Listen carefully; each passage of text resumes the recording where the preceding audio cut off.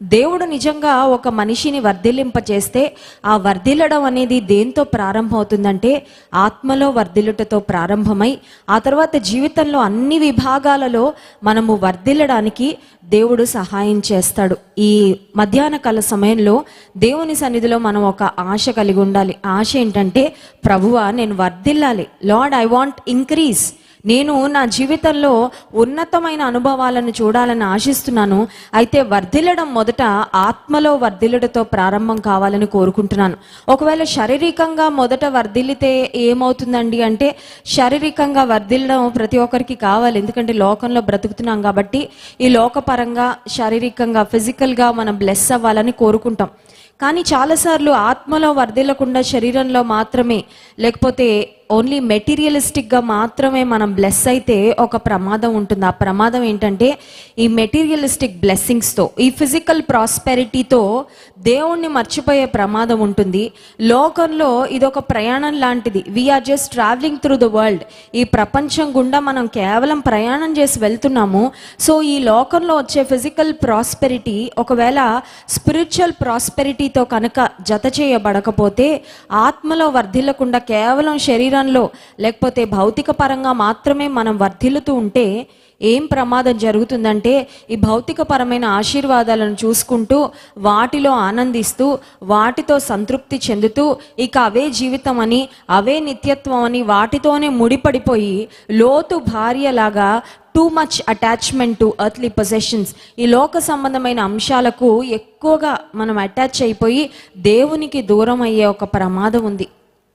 Bible గ్రంథంలో లోతు కుటుంబాన్ని మనం ఆలోచిస్తే, సొదొమ గొమొర్రా ప్రాంతంలో వారు కాపురం ఉన్న తరువాత సొదొమ గొమొర్రా ప్రాంత ప్రజల యొక్క కల్చర్ చాలా భయంకరమైన కల్చర్ అండి. అక్కడ ఉన్నవారు most of them were homosexuals. అక్కడున్న ప్రజలలో దైవ భయము లేనే లేదు. వారి మధ్యలో పాపం లోతైతే తన భక్తిని కాపాడుకోగలిగాడు, కానీ వెరీ అన్ఫార్చునేట్లీ లోతు యొక్క భార్య తన విశ్వాసాన్ని కాపాడుకోలేకపోయింది. ఆమె తన బిడ్డలను ప్రభు కొరకు పెంచలేకపోయింది. బైబిల్ గ్రంథంలో అన్ని వివరాలు స్పష్టంగా లేవు, కానీ చరిత్ర పుస్తకాల్లో మనం చదివినట్లయితే లోతుకు కుమారులు కూడా ఉన్నారంట. Lot didn't just have daughters but he also had Sons. కొడుకులు ఏమైపోయారంటే ఎక్కడికి వెళ్ళిపోయారో, లోకంలో కలిసిపోయారు అంతే. తండ్రి మాట తల్లి మాట లెక్క చేసే పరిస్థితుల్లో లేరు. They had wings and they flu. రెక్కలు వచ్చాయి, ఎగిరిపోయారు. ఈ రోజుల్లో కూడా చాలామంది ఎలా తయారవుతున్నారంటే, మంచి స్థితికి వచ్చిన తర్వాత శక్తి, బలము, ఆరోగ్యము, ఉద్యోగము అన్నీ బాగున్న తర్వాత ఇక తల్లిదండ్రులతో మాకు అవసరం లేదు, దేవునితో అవసరం అంతకంటే లేదు, మా జీవితాన్ని మేము నడిపించుకోలేమా, మేము అంత చేతగాని వారమా, దేవుడి సహాయం మాకెందుకు, దేవుని మీద ఎందుకు ఆధారపడాలి అని తమ ఇష్టానుసారంగా బ్రతికే వారు చాలామంది ఉన్నారు సమాజంలో. నోవహుకు 3 పిల్లలు ఉన్నారు, 3 కొడుకులు.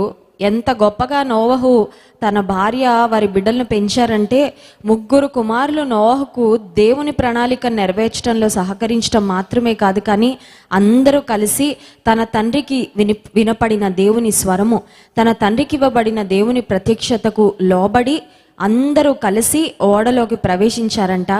లోతు కుటుంబం అయితే నష్టపోయింది, కానీ నోవహు కుటుంబంలో చక్కని ముందు చూపుతో నోవహు కుమారులు, కోడండ్రు కూడా అందరూ కలిసి ఆ ఓడలో ప్రవేశించారు. ఒకవేళ కనుక నోవహుకు కోడళ్ళు ఓడలో ప్రవేశించకపోయింటే పరిస్థితులు వేరేలా ఉండేవేమో, కానీ చాలా చక్కగా the whole family entered in to the ark. కుటుంబం అంతా రక్షణ ఓడలోకి ప్రవేశించి కుటుంబం అంతా రక్షింపబడింది. కానీ అన్ఫార్చునేట్ థింగ్ ఏంటంటే, లోతు కుటుంబం అంతా సొదొమ గొమొర్రా నుంచి బయటకు రాలేకపోయారు. కొంతమంది వచ్చారు, సగం దూరం వచ్చి లోతు భార్య ఉప్పు స్తంభం అయిపోయింది.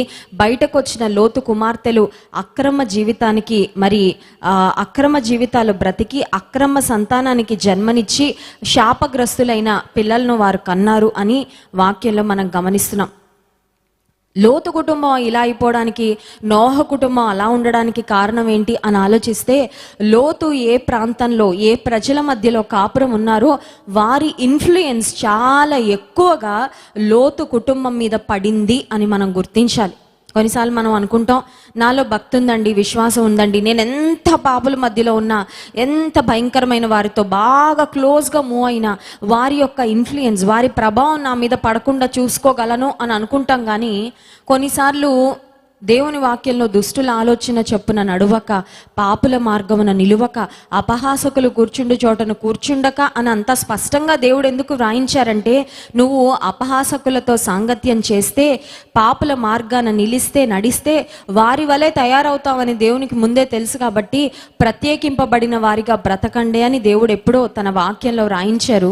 కానీ కొంతమంది ఏమనుకుంటారంటే, లోకంలో ఉన్నాం కాబట్టి అందరితో రాసుకొని పూసుకొని తిరగాలండి, అందరితో స్నేహం చేయాలి, అందరితో సహవాసం చేయాలి, నేను ఒక్కడనే ఉండడం నాకు ఇష్టం ఉండదు, నా చుట్టూ బోల్డ్ అంతమంది ఉండాలి, బోల్డ్ అంతమంది స్నేహితులు ఉండాలి, బోల్డ్ అంత పరివారం ఉండాలి నాకని అనవసరమైన వారితో, లోకస్తులైన వారితో, పాపాన్ని లోకాన్ని స్నేహించే వారితో సహవాసం చేస్తూ తమ జీవితంలో లోతు కుటుంబం వలె చాలామంది నష్టపోతుంటారు. అయితే ఈ ఉదయకాల సమయంలో పరిశుద్ధాత్మ దేవుడు మనల్ని హెచ్చరిస్తున్నారు. ఏమనంటే, నీవు ఆత్మలో మొదట వర్ధిల్లితే ఆ తర్వాత అన్ని విషయాలలో కూడా ఖచ్చితంగా వర్ధిల్లుతాము. 1 పేతురు పత్రిక 2వ అధ్యాయము 1-2 వచనాలు మనం చదివినట్లయితే, 1 పేతురు పత్రిక 2వ అధ్యాయము 1-2 వచనాలు. ప్రభువు దయాళుడని మీరు రుచి చూచి ఉన్న ఎడల సమస్తమైన దుష్టత్వమును, సమస్తమైన కపటమును, వేషధారణను, అసూయయు, సమస్త దూషణ మాటలను మాని క్రొత్తగా జన్మించిన శిశువులను పోలిన వారే నిర్మలమైన వాక్యమును పాల వలన రక్షణ విషయంలో ఎదుగు నిమిత్తము ఆ పాలను అపేక్షించుడి. మీరు ఆధ్యాత్మికంగా పసిపిల్లల వలె మారిపోవాలి. పసిపిల్లలు అంటే దే ఆర్ అ డిలైట్ కదండి. చిన్న బిడ్డ, చంటి బిడ్డ, ఎవరికి పుట్టినా, ఎక్కడ పుట్టినా, ఎలాంటి స్థితిలో పుట్టినా ఒక పసిబిడ్డలో ఉండే ఆ నిర్మలత్వము, ఆ అమాయకత్వము, వారిలో ఉన్న స్వచ్ఛత చాలా శ్రేష్టమైనది. దేవుని వాక్యం సెలవిస్తుంది, నీ వయసు ఎంత ఉన్నప్పటికీ, నీ అనుభవాలు ఎలా ఉన్నప్పటికీ నువ్వు ఒక పసిబిడ్డ వలె మారాలి. Unless you become like little children you cannot enter in to the Kingdom of haven. మీరు పిల్లల వంటి వారు అవ్వకపోతే పరలోక రాజ్యంలో ప్రవేశించలేరని యేసుక్రీస్తు ప్రభు సెలవిచ్చారు. ఇక్కడ కూడా వ్రాయబడి ఉంది, పసిపిల్లల వలె మీరు అవ్వాలి. పసిపిల్లల వలె అవ్వడం అంటే ఏంటి? వారిలో ఉన్న నిర్మలత్వము, వారిలో ఉన్న స్వచ్ఛత, వారిలో ఉన్న శ్రేష్టత, వారిలో ఉన్న సింగిల్ మైండెడ్నెస్, వారిలో ఉన్న ప్యూరిటీ. పసిపిల్లలకి ఏ పాపం తెలీదు. పసిపిల్లలకు ఎలాంటి వంకర ఆలోచనలు, వంకర చూపులు, లేకపోతే ఇతరులకు కీడు చేయాలనే ఆలోచన ఏమి ఉండవు. ఒక పసి బాబుని చూసినా, ఒక పాపను చూసినా వారి యొక్క నవ్వులో ఎంత స్వచ్ఛత ఉంటుందో, కల్మషము లేని నవ్వు, వారి చూపులు ఎంత చక్కగా ఉంటాయో. ఒక తల్లిని తండ్రిని వారు ఆనుకున్నప్పుడు వారు ఎంత కంప్లీట్ ట్రస్ట్తో ఒక తల్లి మీద, ఒక తండ్రి మీద వారు ఆనుకుంటారో, వారి మీద ఆధారపడతారో మనం చూసినప్పుడు విశ్వాస జీవితంలో కూడా మనము పసిపిల్లల వలె మారాలి. బేబీ సాఫ్ట్ చర్మం కొరకు చాలామంది కాస్మెటిక్స్ వాడతారు, కానీ బేబీస్ లాగా హృదయంలో మారాలనే ఉద్దేశం మాత్రం చాలామందికి ఉండదు. నేను ఇంతేనండి, మా నాన్న ఇలాగే ఉండేవాడు, నాకు కూడా మా నాన్న జీన్స్ వచ్చాయి, నేను ఇలాగే ఉంటాను. నా చుట్టూ ఉన్న స్నేహితులు ఇలాగే ఉన్నారండి. అవును, మందిరానికి వెళ్తున్నాను, అయితే విన్న వాక్యం జీవితంలో పాటించాలని ఎక్కడైనా రాసుందా? నాకు ఇష్టం ఉన్నట్టు నేను ప్రవర్తిస్తాను, నాకు తోచినట్లుగా నేను ప్రవర్తిస్తానని చాలామంది తమ ఇష్టానుసారంగా వెళ్ళేవారు ఈ లోకంలో ఉన్నారు. కానీ ఆధ్యాత్మికమైన పసిపిల్లల వలె, శిశువుల వలె మనం ఉండాలంటే కొన్నిటిని విడిచిపెట్టాలని వ్రాయబడింది. 1 పేతురు పత్రిక 2వ అధ్యాయము 1 వచనంలో, ప్రభువు దయాళుడని మీరు రుచి చూచి ఉన్న ఎడల సమస్తమైన దుష్టత్వమును, సమస్తమైన కపటమును, వేషధారణను, అసూయను, సమస్త దూషణ మాటలను మాని. కొన్ని మానుకోవాలి. There are certain things that we must avoid. ఏదైనా ఆరోగ్య సంబంధమైన సమస్యలు వచ్చినప్పుడు డాక్టర్ దగ్గర మెడికేషన్తో పాటు డైట్ రెస్ట్రిక్షన్స్ కూడా అడుగుతూ ఉంటాం కదండి. ఏం తినొచ్చు డాక్టర్ గారు, ఏం తినకూడదండి, ఏం తింటే నాకున్న ఆరోగ్య సమస్య ఇంకా ఎక్కువైపోద్ది, కొంచెం చెప్పండి, ఆ ప్రికాషన్స్ అన్ని ఫాలో అవుతామని. విశ్వాస జీవితంలో కొన్ని మానుకోవాలంట. ఏం మానుకోవాలో ఇక్కడ స్పష్టంగా చూస్తున్నాం. సమస్తమైన దుష్టత్వము, సమస్తమైన కపటం. కొన్నిసార్లు చూడండి ఎంత కపటంగా ప్రవర్తిస్తారు కొంతమంది. ఒక స్ప్లిట్ పర్సనాలిటీ లాగా ఉంటుంది, ముందు ఒకలాగా వెనక ఒకలాగా. వారి మాటలు ఒకలాగా ఉంటాయి, వారి ఆలోచనలు, వారి ఉద్దేశాలు వేరేలా ఉంటాయి. మన దగ్గరకు వస్తున్నప్పుడు మనకు ఒకలాగా అర్థమవుతుంది, కానీ వారు బయటకు వెళ్ళిన తర్వాత బయట వారి దగ్గర నీ గురించి మాట్లాడే మాటలు వింటే అసలు నా దగ్గర ఉండేవారు, నా ఎదుట ప్రవర్తించేవారు అసలు ఇప్పుడు వీరు చెప్తున్న దానికి సంబంధం లేదే అని అనిపిస్తుంది.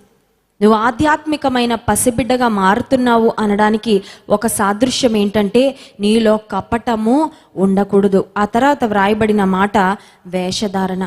కొంతమంది అనుకుంటారు, ఎంత బాగా నటించగలను నేను, ఎంత బాగా నమ్మించగలను, ఎంత బాగా ఎదుటి వ్యక్తిని బోల్తా కొట్టించగలను, ఎదుటి వ్యక్తి యొక్క మంచితనాన్ని ఎంత బాగా సంపాదించుకోగలను, నా మనసులో ఎలా ఉన్నా సరే నాకు ఎవరి ముందు ఎలా ప్రవర్తించాలో బాగా తెలుసండి, నాకు లౌక్యం చాలా బాగుంది, లోక జ్ఞానం నాకు చాలా బాగుంది అని కొంతమంది తమకున్న లోక సంబంధమైన స్కిల్స్ని బట్టి గర్వించే వాళ్ళు ఉన్నారు. లోక సంబంధమైన స్కిల్స్ వల్ల నాకున్న స్కిల్స్తో నేను ఎవరితో అన్నా చక్కగా మింగిల్ అవ్వగలను, ఎవరితో ఎలా అయినా నేను మేనేజ్ అవ్వగలను అని చాలామంది అనుకుంటూ ఉంటారు. కానీ నీకు తెలుసా, లోక సంబంధమైన కపటము, వేషధారణ దేవుడు ద్వేషిస్తాడని, వేషధారులను ఆయన ద్వేషిస్తాడని వాక్యంలో ఉంది. దూరం నుండి చూసే ఆయన గర్విష్ఠులను, అహంకారులను కనిపెడతాడంట. ఒక దూరాన్నే నిలబెడతాడు కానీ వారిని ఆయనకు దగ్గరగా రానివ్వడు. ఆధ్యాత్మిక జీవితంలో దేవుడు కోరుకునేది పసిబిడ్డలలో ఉండే స్వచ్ఛత. Do you have that purity in your heart? స్వచ్ఛత ఉందా? నీ ఆలోచనలో స్వచ్ఛత ఉందా? నీ మాటలలో స్వచ్ఛత ఉందా? నీ ఉద్దేశాలలో స్వచ్ఛత ఉందా? కొంతమంది అమాయకులు గుర్తుపట్టలేరు, కానీ కొంతమంది మాట్లాడుతుంటే ఆ మాటలలో ఎన్ని అర్థాలు ఉన్నాయో, ఆ మాటలలో ఎటువంటి ఇంటెన్షన్స్ ఉన్నాయో జ్ఞానం కలిగిన వారు, దేవుని ఆత్మ కలిగిన వారు ఇట్టే కనిపెట్టేయగలరు. నీ మాటలలో స్వచ్ఛత ఉందా? నీ మాటలలో సరళత ఉందా? దైవికమైన విధానాలు నీవు అనుభవిస్తున్నావా, నీవు అవలంబిస్తున్నావా? నీ జీవితంలో సమస్తమైన కపటమును, వేషధారణను, అసూయ. ఇంకొకళ్ళు ఆశీర్వదించబడుతుంటే కొంతమంది ఎంత బాధపడతారో. అది కూడా that is a sign that you have not become as a baby. ఆధ్యాత్మికంగా ఒక పసిబిడ్డ వంటి నిర్మలత్వము, స్వచ్ఛత, పరిశుద్ధత నీలో రాలేదు ఇంకా అనడానికి అప్పుడప్పుడు కనపడుతున్న అసూయ ఒక సాదృశ్యం. మనం ఆధ్యాత్మికంగా ఎలా ఉన్నాం మనకెవరు మార్కులే అక్కర్లేదండి. మనకు మనమే మార్కులు వేసుకోవచ్చు, మనకు మనం ఇవాల్యుయేట్ చేసుకోవచ్చు. ఎందుకంటే దేవుని వాక్యంలో పారామీటర్స్ అన్నీ వ్రాయబడ్డాయి కదా. దేవుని వాక్యంలో కొలమానము, ఒక కొలబద్దల దేవుని వాక్యం ఉన్నప్పుడు వాటిని ఒక్కసారి రాసుకొని నేను ఎప్పుడెప్పుడు మరి దేవుని వాక్యానికి తగినట్లుగా ఉంటున్నాను, ఎప్పుడెప్పుడు దేవుని వాక్యాన్ని నేను ధిక్కరిస్తున్నాను, వ్యతిరేకిస్తున్నాను, దేవుని వాక్యానుసారంగా బ్రతకడం లేదని ఒక్కసారి మనం అనలైజ్ చేసుకుంటే మనకు అర్థమవుతుంది మన స్పిరిచువల్ స్టాండింగ్ ఏంటో. 40 సంవత్సరాలు 50 సంవత్సరాలు దాటిన వాళ్ళని ఇయర్కి ఒకసారి మాస్టర్ హెల్త్ చెకప్కి వెళ్ళమని డాక్టర్స్ అడ్వైస్ చేస్తూ ఉంటారు. అయితే స్పిరిచువల్ హెల్త్ చెకప్ ప్రతిరోజు చేసుకోవాలి. ప్రతిరోజు దేవుని సన్నిధిలో, ఆయన వాక్యపు వెలుగులో, ఆయన సన్నిధిలో మోకాళ్ళుని, ప్రభువా నాలో ఇంకా ఉన్నాయి బలహీనతలు, నాలో ఉన్నాయి ఇంకా నేను సరి చేసుకోవాల్సినవి, నాకు సహాయం చేయని. అసూయను, సమస్త దూషణ మాటలను మాని. ఇవన్నిటిని మానేస్తే శిశువుల వలె నువ్వు తయారవుతున్నావు అనడానికి ఒక సూచన. అయితే శిశువులు చికెన్, మటన్ ఇవేం కోరుకోరండి కదండి. పసిబిడ్డకు చికెన్ ఫ్రై, దమ్ బిర్యానీ ఇలాంటివి ఏం పెట్టామంటే వాడికి చాలా ప్రమాదం అయిపోద్ది. అయితే శిశువులకు ఇచ్చే డైట్ ఏంటి అని ఆలోచిస్తే పాలు, జస్ట్ మిల్క్. డాక్టర్స్ చెప్తారు ఒక 6 months వరకు ఏం పెట్టద్దు, తొందరపడద్దు, మీరు ఇవ్వగలిగితే తల్లిపాలు ఇవ్వండి, ఒకవేళ లేని పక్షంలో ఫార్ములా మిల్క్ అన్నా ఇవ్వండి, మిల్క్ పౌడర్తో అన్న పాలు సిద్ధపరిచి ఇవ్వండి పిల్లలకు, కానీ వేరే సాలిడ్ ఫుడ్ ఏమి ఇవ్వకూడదని. శిశువుల వలె మనం ఆధ్యాత్మికమైన శిశువుల వలె అయినప్పుడు మనం కూడా పాలన అపేక్షించాలంట. చిన్న బిడ్డలకు ఒక సైన్ లాంగ్వేజ్ ఉంటుందండి, వారికి మాటలు రావు, వారికి అప్పుడే స్పీకింగ్ స్కిల్స్ ఇవన్నీ డెవలప్ అవ్వవు కాబట్టి పిల్లలు యొక్క కమ్యూనికేషన్ ఎలా ఉంటుందంటే ఏడుపుతో. వాళ్ళకి ఏమైనా కావాలంటే ఏడుస్తారు. సో ఏడ్చినప్పుడు తల్లికి అర్థమవుతుంది, ఓకే బిడ్డకు ఆకలేస్తుంది, లేకపోతే డైపర్ చేంజ్ చేయాలి, లేకపోతే ఏదో నొప్పి వస్తుంది, దిస్ సంథింగ్, ఏదో అన్కంఫర్టబుల్గా ఉంది బిడ్డకు, అందుకే పసిబిడ్డ ఏడుస్తుందని తల్లికి ఒక సిగ్నల్.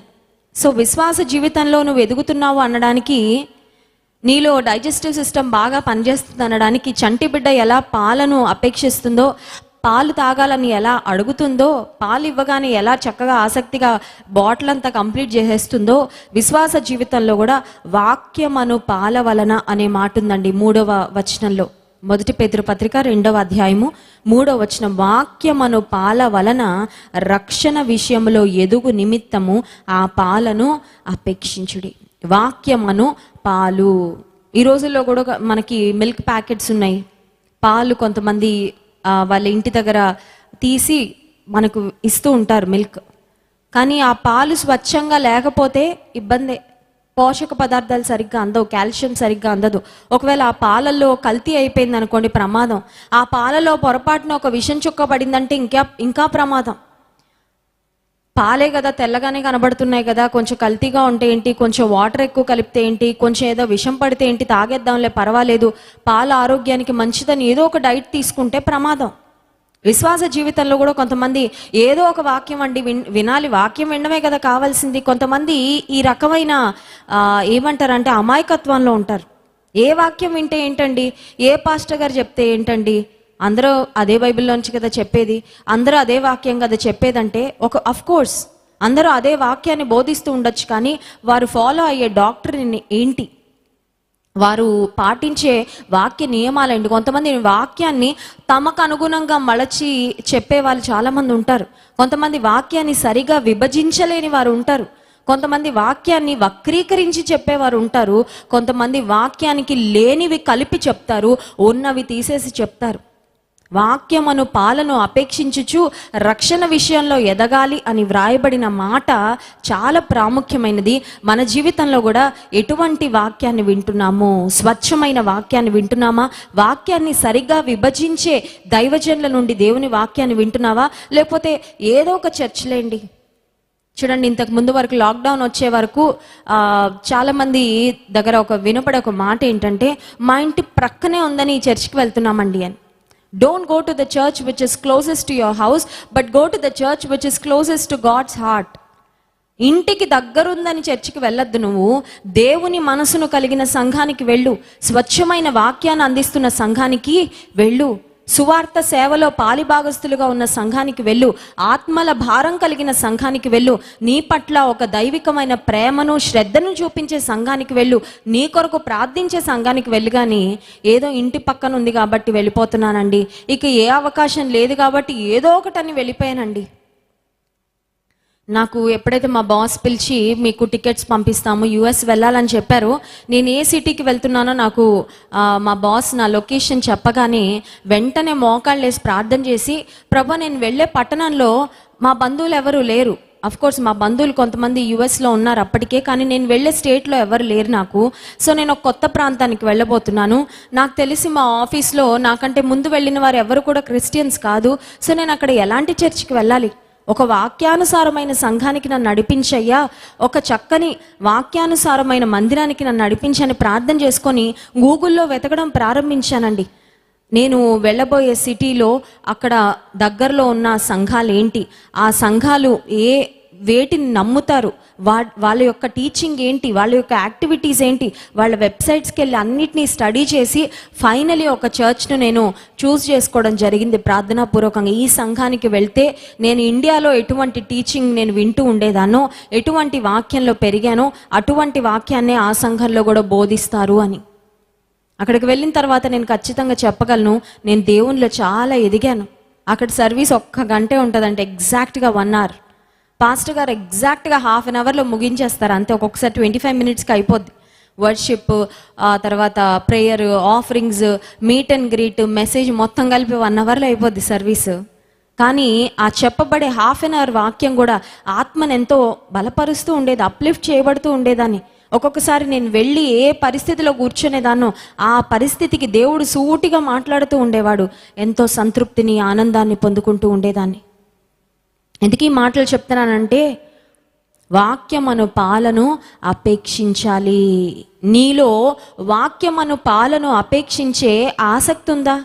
కొన్నిసార్లు పిల్లలు బక్క చిక్కిపోతూ ఉంటే పేరెంట్స్ కంప్లైంట్ చేస్తూ ఉంటారు. ఏమనంటే డాక్టర్ దగ్గరికి వెళ్ళి, మా వాడికి ఆకలి వేయడం లేదండి, మా అమ్మాయికి ఆకలి వేయడం లేదు, అందుకే ఫుడ్ ఎంత మంచి ఫుడ్ పెట్టినా తినట్లేదు, తినకపోవడం వల్ల బలహీనం అయిపోతున్నారని.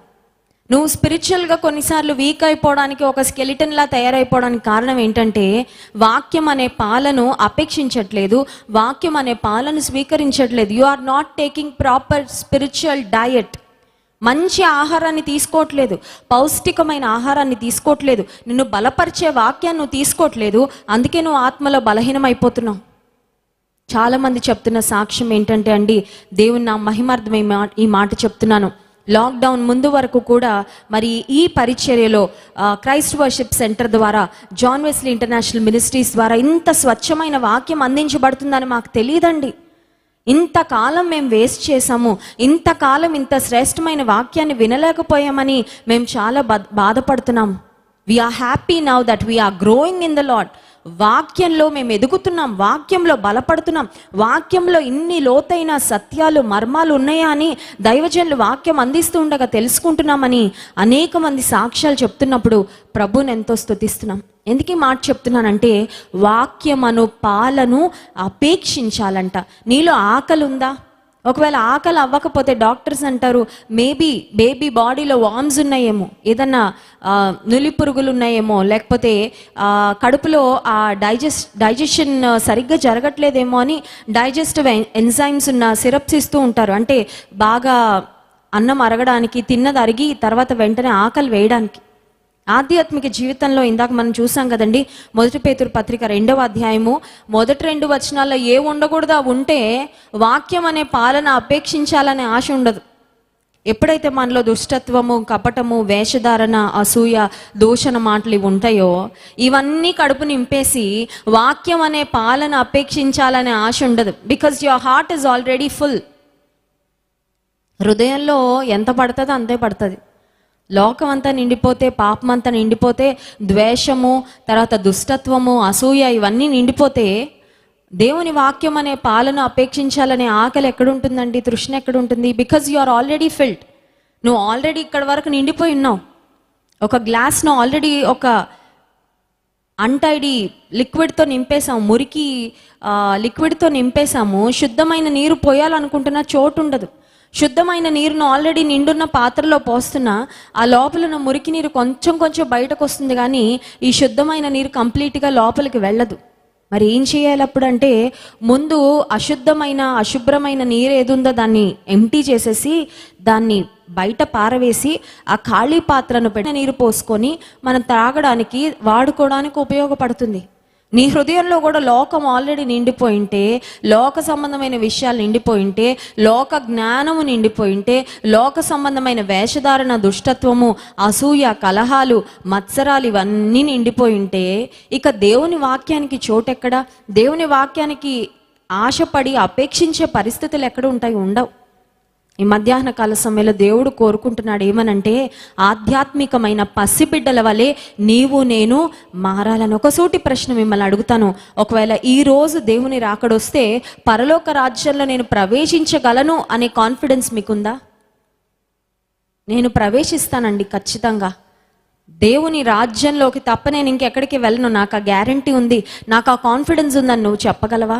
లేక ఇంకేదైనా దుష్టత్వం, ఇంకేదైనా కపటము, అసూయ, వేషధారణ నీ హృదయంలో నిండిపోయి దేవుని రాజ్యానికి తగిన అర్హతను సాధించకుండా నీ జీవితంలో నీకు అడ్డుపడుతుందా? ఒకసారి జ్ఞాపకం చేసుకో. పిల్లలు పుట్టిన తర్వాత మైల్ స్టోన్స్ అంటారండి. మైల్ స్టోన్స్ అంటే 3 నెలలకి ఇలా ఉండాలి, 6 నెలలకి ఇలా ఉండాలి, 9 నెలలకి ఇలా ఉండాలి, సంవత్సరానికి ఇలా ఉండాలి, ఈ పలానా నెల వచ్చేసరికి బిడ్డలు మనుషుల్ని గుర్తుపట్టాలి, నవ్వాలి, ఆ తర్వాత పలానా నెలకి లేచి నిలబడాలి, ఆ తర్వాత ఇన్ని మంత్స్ వచ్చేసరికి పిల్లలు they have to start walking, ఆ తర్వాత ఇన్ని నెలలకి వారు పరిగెత్తాలని, అలా కొన్ని డాక్టర్స్ మైల్ స్టోన్స్ అని చెప్తారు. ఒక్కొక్కసారి పిల్లలు మైల్ స్టోన్స్ లేట్ అవుతాయి. అంటే ఏ నెలకి ఏ మైల్ స్టోన్ దాటాలో అది దాటినప్పుడు తల్లిదండ్రులకి ఇట్స్ లైక్ రెడ్ లైట్ అనమాట. అంటే బేబీలో గ్రోత్ ఏదో సరిగ్గా లేదు, మేబీ దర్స్ అ ప్రాబ్లం, ఏదైనా డాక్టర్ చెకప్కి తీసుకువెళ్ళాలేమో అని డాక్టర్ దగ్గరికి తీసుకెళ్ళి పరీక్షించుకుంటూ ఉంటారు. కొంతమంది బిడ్డలు చూడండి, వయసు ఎంత పెరిగినా చిన్నగా ఉంటారు, సైజ్ మరుగుజ్జుల్లా ఉంటారు.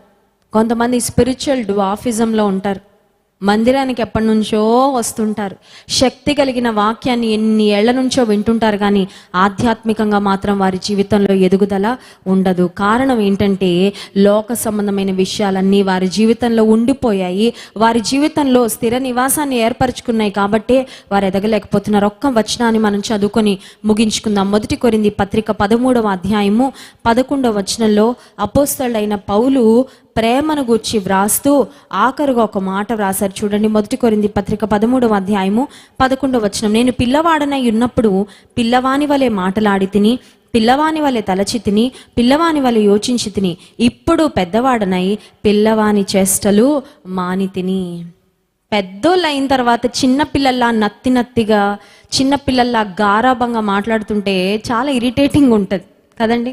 చిన్నపిల్లలు వచ్చి రాని మాటలతో వాళ్ళు చిన్న చిన్న పదాలు మాట్లాడుతుంటే ముద్దుగా ఉంటుంది తల్లిదండ్రులకి. మళ్ళీ పదే పదే చెప్పించుకుంటాం. కొన్ని పదాలు పిల్లలకి సరిగ్గా తిరగదు నోరు. చిన్న వయసులో నత్తిగా మాట్లాడితే క్యూట్గా ఉంటుంది అది. కానీ పెరిగిన తర్వాత కూడా పిల్లవాని చేష్టలు, పిల్లవాని లాంటి ప్రవర్తన ఉంటే అది చాలా ఆక్వర్డ్గా ఉంటుంది, చాలా ఇబ్బందికరంగా ఉంటుంది, కొన్నిసార్లు అసహ్యకరంగా కూడా ఉంటుంది. ఏంటి వీళ్ళు వయసుకు తగినట్లుగా ప్రవర్తించడం లేదని. అపోస్తలుడైన పౌలు అంటున్నాడు, ఒకప్పుడు నేను పిల్లవానిలా ఉన్నాను, కానీ ఇప్పుడు నేను పెద్దవాడిని అయిపోయాను. ఒకప్పుడు నేను దేవునిలో I was a little baby, రక్షణ పొందిన తొలి దినాల్లో ఒక పిల్లవాని వలె ఉన్నాను.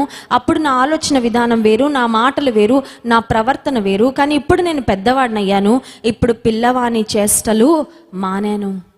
మధ్యాహ్న కాల సమయంలో ఆత్మలో నీవు నేను వర్ధిల్లాలంటే దేవుని సన్నిధిలో ఒక ప్రశ్న వేసుకుందాం. అదేంటంటే, ఇంకా పిల్లవాని లాంటి ప్రవర్తన ఎక్కడుంది ప్రభువా నా జీవితంలో? ఇంకా నా ఆధ్యాత్మిక జీవితంలో నేను వాక్యమును పాలన అపేక్షించకుండా ఉండడానికి నా లోపల ఏముండిపోయినాయి? నా లోపల తొలగించుకోవాల్సినవి ఏమున్నాయి? అవి నాకు చూపించు ప్రభువా, నాకు సహాయం చేయి. I want to grow. నేను ఎదగాలి, నేను వర్ధిల్లాలి, నేను ఉన్నతమైన స్థితికి వెళ్ళాలి, నిన్ను మహిమపరచాలి ప్రభువా. నిన్ను మహిమపరచకుండా ఒక ఆధ్యాత్మికమైన పసిబిడ్డగా ఒక స్వచ్ఛతను నేను కలిగి ఉండకుండా ఉండడానికి నాలో ఏ పాపము అడ్డుగా ఉందో అది నాకు చూపించు, నాకు సహాయం చే అని మనం అడగగలిగితే ప్రభు ఖచ్చితంగా చూపిస్తాడు.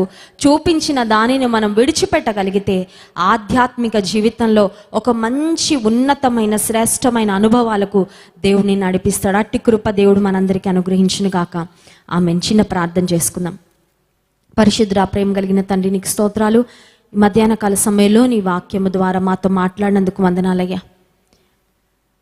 చిన్నవాని వలె పిల్లవాని వలె ఒకప్పుడు మేము మాట్లాడాము, తలచాము, ప్రవర్తించాము. అయితే ఇప్పుడు ఆధ్యాత్మికంగా నీలో మేము ఎదుగుతూ ఉండగా ప్రవ్వా, పిల్లవాని చేష్టలు మేము మానాలయ్యా, మానాలని నువ్వు కోరుకుంటున్నావు ప్రవ్వా.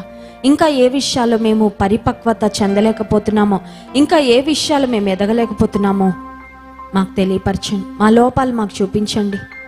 నీ వాక్యం అనే అద్దము ద్వారా మా లోపాలు మేము సరిచూసుకొని సవరించుకొని క్రీస్తు స్వారూప్యతలోనికి మార్చబడినట్లు, ఎదగబడినట్లు, ఎదుగునట్లుగా నీవే మాకు సహాయము చేయమని, విన్న వాక్యం మా హృదయాల ఫలింప చేయమని యేసు నామమున ప్రార్థిస్తున్నాం తండ్రి.